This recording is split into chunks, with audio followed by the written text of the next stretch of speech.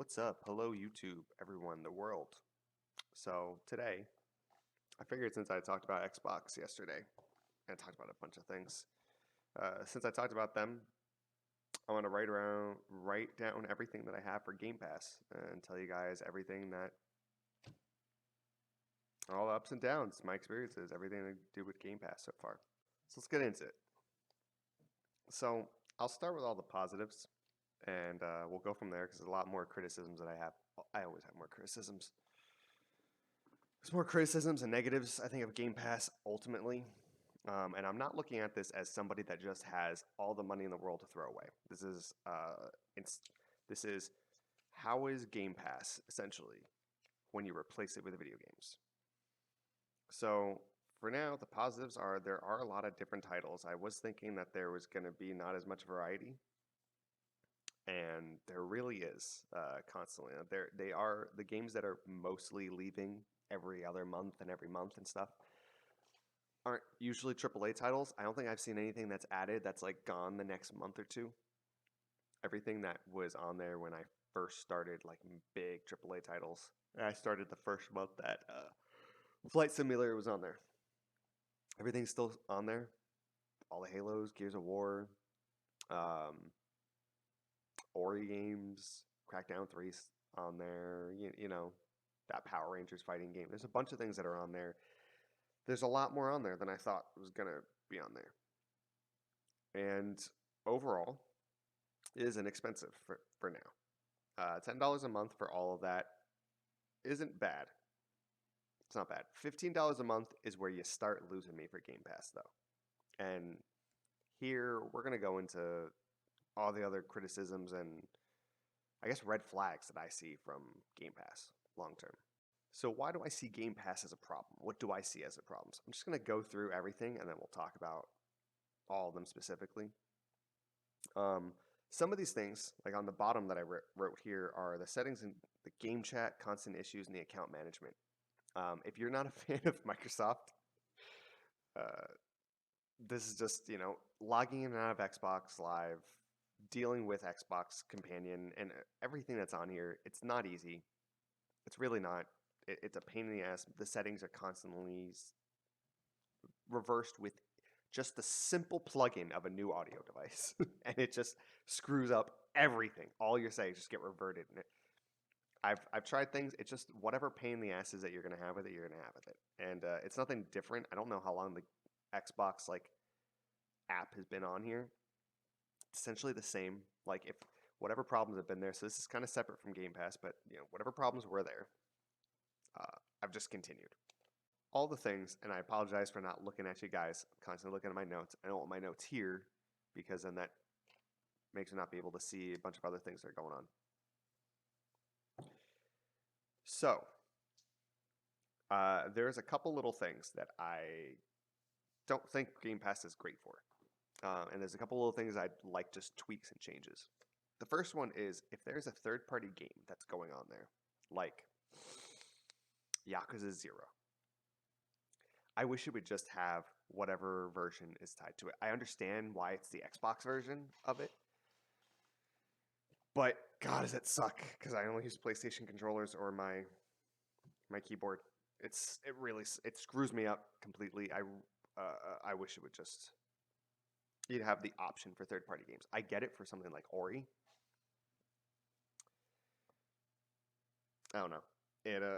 I wish it for the games that you can have that option that they would actually do that. So truly into the negatives. What's the real negatives of this?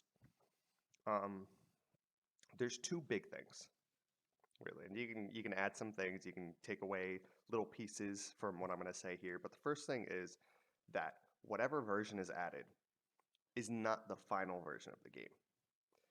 This isn't the case for all of the games. It depends on what you're playing, but none of these are whatever the definitive, deluxe, gold editions. They are the base games. So for example, if you got Game Pass for Doom Eternal, it doesn't include Ancient Gods and all the DLC. If you got Control, it doesn't include any of that stuff from what I've seen. Also because the download is a little smaller than the one that I have on my computer, and mine's the Ultimate Edition that I got. So That's how I haven't checked all of the games. There may be some that are in a certain series might include all of it. I think it just should. Uh, it's a renting service, and here's where I'm going to. Here's my big problem with Game Pass. It's the same thing that I don't think this is gonna change gaming. This is gonna make games more readily available on mobile gaming with xCloud and it being on laptops and everything now. Game Pass being on PC is big. I don't think this is gonna like change gaming. Not yet. Something like PlayStation Collection, that's gonna change subscription services to actually like. There's a reason to actually have PlayStation Plus now as a PlayStation 5 user, not a PlayStation 4 user.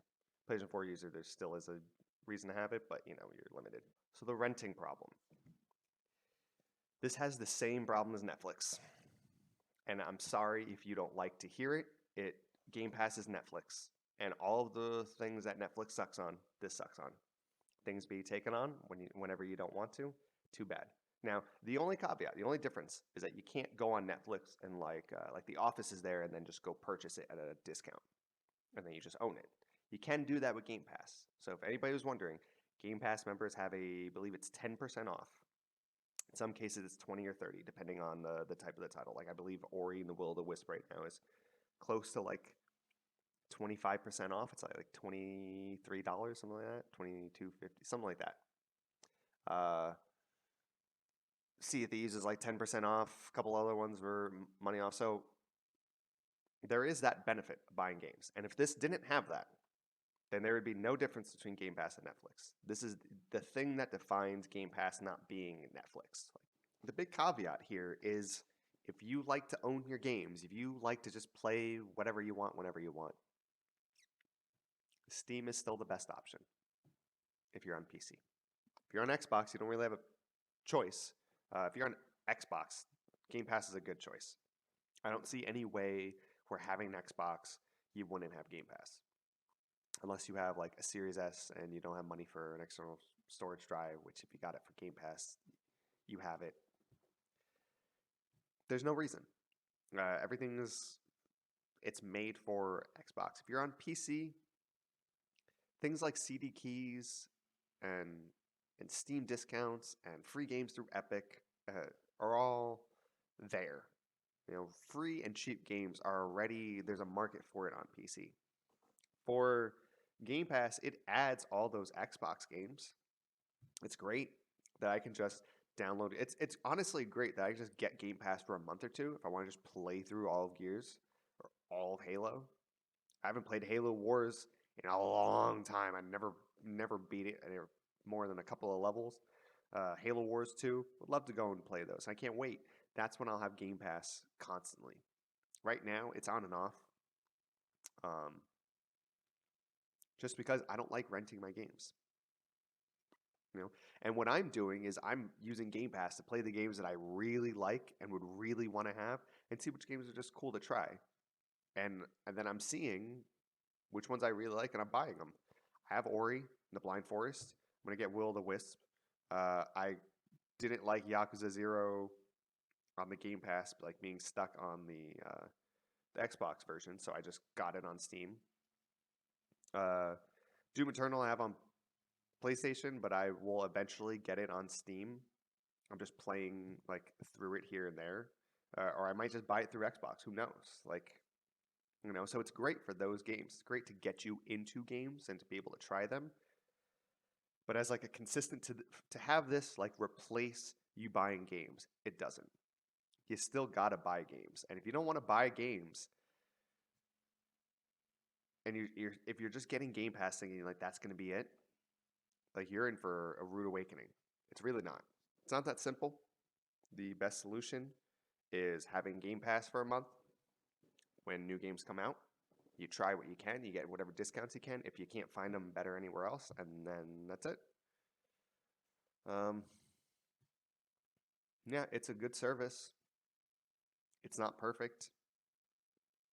I understand why there's also games that are on Xbox and not on PC, but I wish they weren't. I wish they would just be a unilateral platform. Like It was really cool that I got Doom Eternal, but it sucked that I had to go buy Skyrim because I was hoping to just try it out, PC version, fiddle around, and get the FPS limiter off, but I had to buy it to go and check it out. But my buddy on Xbox can go ahead and play it. So um, it's all right. It's great, especially if you're on PC. It's all right. It's cool. If you're on mobile PC, I mean, this is really cool. And if you're on Xbox, yeah, I don't see why you wouldn't have it. It's a pretty good service. Out of everything that's on Xbox Live Gold, I think is just like a scam at this point. It's not a scam; it's a ripoff. You're just not getting as much. Game Pass, on the other hand, I don't know. So this is where you have to be the judge. If you don't like buying both and you don't want to have Ultimate because it's a lot of money a month, well, you're kind of stuck. And yeah, I don't really have anything else to add there. It's going to be at your own discretion. Depends on what games are there. There are a lot of games.